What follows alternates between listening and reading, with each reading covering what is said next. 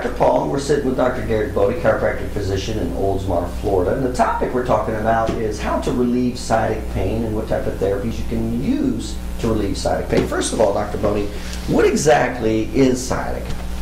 Sciatica is basically a term utilized to describe pain that is radiating from the spine down through the leg. Any type of pain that radiates down to a leg has basically been used as a catch-all term. It's called sciatica. There's different causes of that leg pain, but pain down a leg is typically referred to as sciatica. Okay. Before we talk about some therapies that you use to help with sciatic pain, what can a patient typically do if they're having sciatic leg pain? What can they typically do at home to help themselves?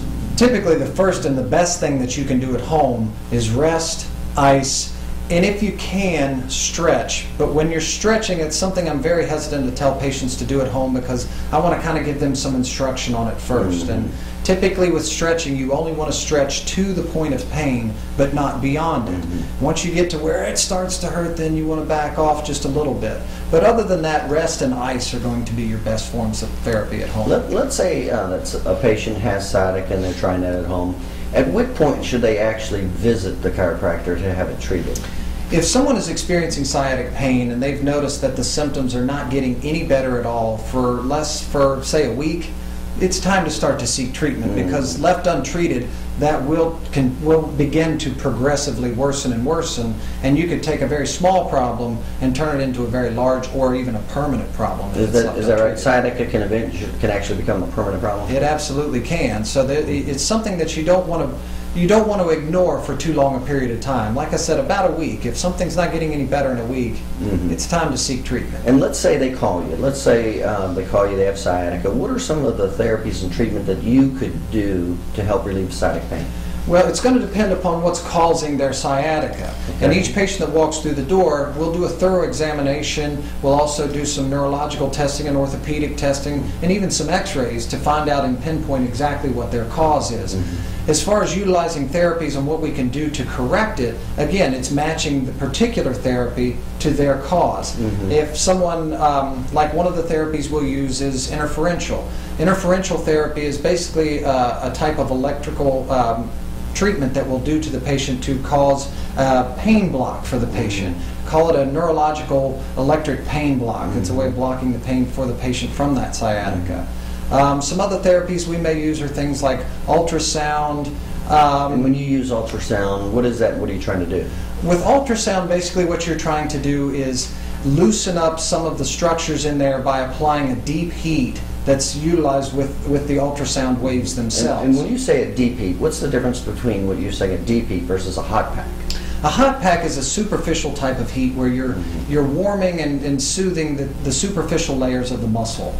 With ultrasound, by using sound waves, you're able to penetrate through down into the deeper muscle tissues and get down to the root cause of what may be causing that sciatic pain. So you said you would use interferential, ultrasound. What were some of the other therapies you used? Some of the other therapies we'll use are things like intersegmental traction, spinal decompression, massage therapy, physical therapy, and most commonly chiropractic adjustments. Now, what exactly, when you give a chiropractic adjustment for somebody that has a sciatica, what are you doing? When you're adjusting the patient, anytime when you're adjusting a patient, you are taking a bone of the spine that has been moved or shifted out of its proper alignment within the spine or in reference to the bone above or the bone below that bone. When it loses its proper position, then it's going to begin to irritate the rest of the spine and start to irritate not only the spinal nerves, which are nerves that come out from in between the bones, but it can also begin to irritate some of the spinal cord itself. Okay, so it sounds like that would be one of the more common treatment protocols for sciatica. Absolutely. Okay, and so you talked about chiropractic, ultrasound, interferential current. You said spinal decompression. What are you trying to do with that? What's the spinal decompression is a newer type of therapy, but it's basically utilized for disc injuries. Disc injuries are one of the common causes of sciatic pain that can cause that radiating pain down into the leg. By utilizing spinal decompression, you can pull the bones of the spine apart very gently to alleviate and take away that pain from that disc herniation or irritation that is pressing into the nerve, alleviating the symptom and the pain that the patient So that sounds like it's specific for sciatica that's due to a disc injury. That's correct. Okay. And what were some of the other therapies? Some of the others are things like physical therapy, where we will do some resistance exercises to actually strengthen the area, and that's specific for patients who have had pulled muscles or torn, basically trauma patients.